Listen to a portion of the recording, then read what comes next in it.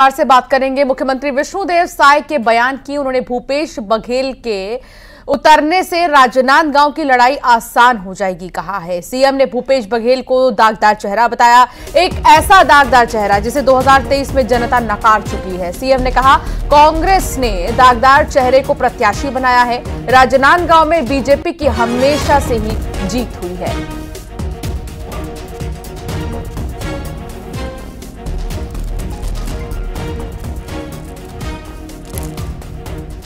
राजनांदगांव से हमेशा भारतीय जनता पार्टी जीतते आई है और कांग्रेस पार्टी यहां से इस प्रदेश के कांग्रेस के पूर्व मुख्यमंत्री श्री भूपेश बघेल जी को प्रत्याशी बनाकर हम लोगों का ये चुनाव को और आसान कर दिया है।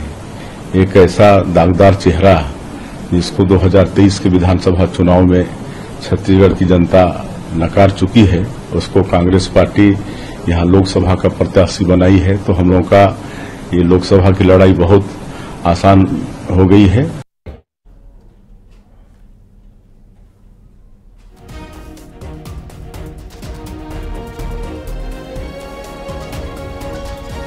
आकाश संवाददाता साथ जुड़ गए हैं। आकाश, अब बयानबाजी का सिलसिला दिखाई दे रहा है।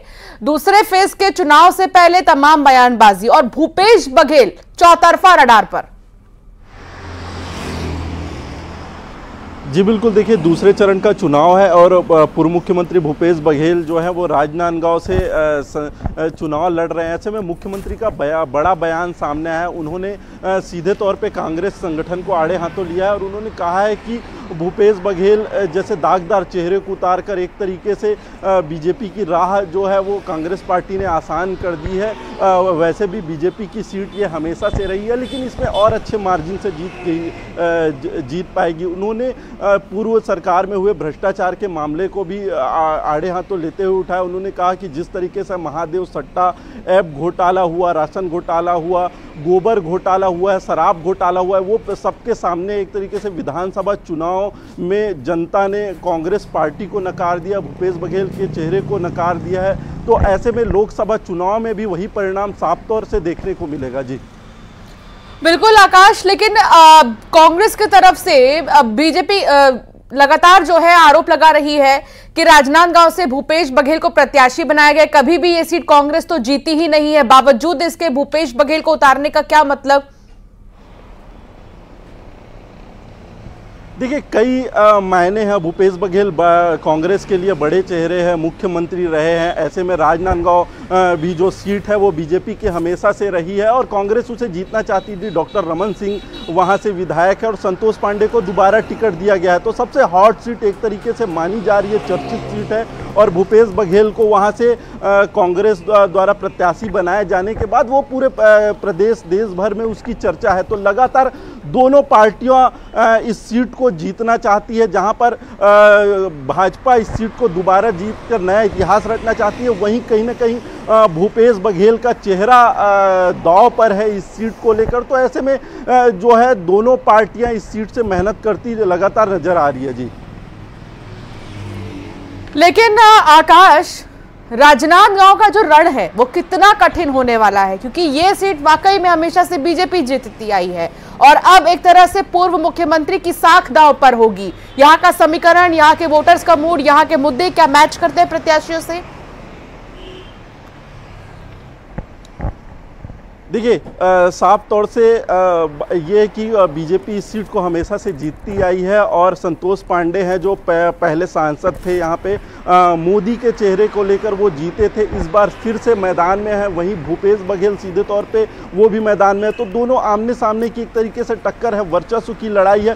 भूपेश बघेल के लिए इसलिए भी अहम हो जाता है क्योंकि कांग्रेस के बड़े चेहरे हैं। ठीक है, कहीं ना कहीं आकाश दोबारा से आपके पास आऊंगे। राजीव चक्रवर्ती जी हमारे साथ जुड़ गए हैं बीजेपी से, उनसे बातचीत करेंगे। राजीव जी, विष्णुदेव साय ने, मुख्यमंत्री जी ने यह कहा कि दागदार चेहरा को राजनांदगांव से उतार कर खुद कांग्रेस ने अपने पैर पे कुल्हाड़ी मारने वाला काम किया है। जी बिल्कुल, जिस प्रकार से पूरे 5 वर्ष तक सिस्टम को करप्ट किया गया, जो भ्रष्टाचार के आरोप लगे, उनके तमाम आसपास के लोग जेल में हैं, कोई बेल में है। तो विष्णुदेव साय जी ने, माननीय मुख्यमंत्री जी ने बहुत सही बात कही, पते की बात कही। जो चुनाव होता है उसमें साफ सुथरे लोगों को ही अगर प्रतिनिधित्व मिले वो एक बात होती है। रेत घोटाला, शराब घोटाला, कोयला घोटाला, ये तमाम आरोप लगे हैं और उसके बाद उनके अपने लोग ही अब आरोप लगा रहे हैं, कांग्रेस छोड़ कर जा रहे हैं। जो नेतृत्व विहीन हो गई है कांग्रेस पार्टी छत्तीसगढ़ की, उसके पीछे निश्चित रूप से आदरणीय भूपेश बघेल जी का हाथ है।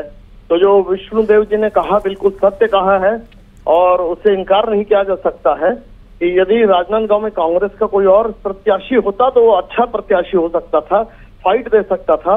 लेकिन जो राजनांदगांव की जनता है वो संतुष्ट नहीं है कांग्रेस पार्टी के निर्णय से और एक बहुत बड़े लीड से संतोष पांडे जी इस चुनाव को जीतने जा रहे हैं। बिल्कुल। और जैसा कि एक तरफ लेकिन कांग्रेस का ये कहना है कि ओवर कॉन्फिडेंस में बीजेपी आ गई है, अगर इस बार हम जीत जाएंगे तो फिर नहीं। ओवर कॉन्फिडेंस देखिए एक आत्मविश्वास होता है, तो पार्टी को आत्मविश्वास है, पार्टी के कार्यकर्ता लामबंद है, हर बूथ पे सघन जनसंपर्क अभियान चल रहा है। हमारे यशस्वी प्रधानमंत्री भी दौरा कर चुके हैं, गृह मंत्री दौरा कर चुके हैं। एक जो तारतम्य है पार्टी का आपस में बहुत शानदार चल रहा है और जनता भी इस बार मोदी जी के मैजिक पर भरोसा कर रही है। जिस प्रकार विधानसभा में उन्होंने एक अच्छा जन समर्थन दिया, तो अभी लोकसभा में भी देखिए राष्ट्रीय मुद्दे हैं। इस राष्ट्र को चलाने के लिए एक अच्छे नेतृत्व की आवश्यकता है जो भारत को विश्व की चुनौतियों के सामने पेश कर सके। धनंजय जी हमारे साथ जुड़ गए हैं, राजीव जी, धनंजय ठाकुर हमारे साथ जुड़ गए हैं, कांग्रेस के प्रवक्ता। धनंजय जी, आखिर क्यों कहना है बीजेपी का कि पूर्व मुख्यमंत्री भूपेश बघेल दागदार चेहरा है और कांग्रेस ने उन्हें राजनांदगांव से उतारकर अपने पैर पे कुल्हाड़ी मार रहा है? देखिए, मुझे लगता है कि भारतीय जनता पार्टी की जो 10 साल की सरकार है ना, जिसपे ढेर सारे दाग लगे हुए हैं, चाहे भ्रष्टाचार का हो, चाहे इलेक्ट्रॉल बॉन्ड के माध्यम से हफ्ता वसूली का हो, या देश की जनता के ऊपर जो महंगाई के भारी भरकम जो मार पड़ रही सरकार की नीतियों के चलते, या जो हर वर्ग से टैक्स वसूला जा रहा है, या जिस प्रकार से पूर्व राज्यपाल सत्यपाल मलिक जी ने जो नरेंद्र मोदी जी की सरकार के ऊपर जो गंभीर आरोप लगाए हैं, तो दागदार चेहरा किसका जनता को पता है और भारतीय जनता पार्टी उस दागदार चेहरे को साफ नहीं कर पा रही, इसलिए कांग्रेस नेताओं पर झूठे और मनगढ़ंत आरोप लगा रहे हैं। भूपेश बघेल जी एक लोकप्रिय चेहरा छत्तीसगढ़ में, उसके आगे भारतीय जनता पार्टी के पास कोई चेहरा नहीं है। वहां पे देखेंगे आप, भारतीय जनता पार्टी के जो प्रत्याशी है उसको उस प्रदेश उस लोकसभा की जनता नहीं जानती है और भूपेश बघेल जी को पूरा प्रदेश जानते हैं। तो स्वाभाविक बात है भाजपा बहुत बुरी तरीके से चुनाव हार रही है और संतोष पांडे जी की जो निष्क्रियता है उसके आगे भाजपा को कुछ समझ में नहीं आ रही, इसलिए इस पर झूठे आरोप लगा रहे हैं। चलिए, आप दोनों का ही बहुत शुक्रिया बातचीत के लिए और अपनी बात रखने के लिए।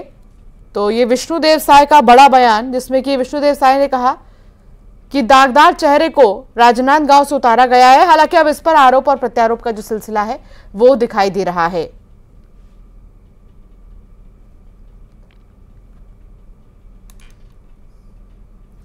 बुलेटिन में फिलहाल इतना ही, आगे भी खबरों का सिलसिला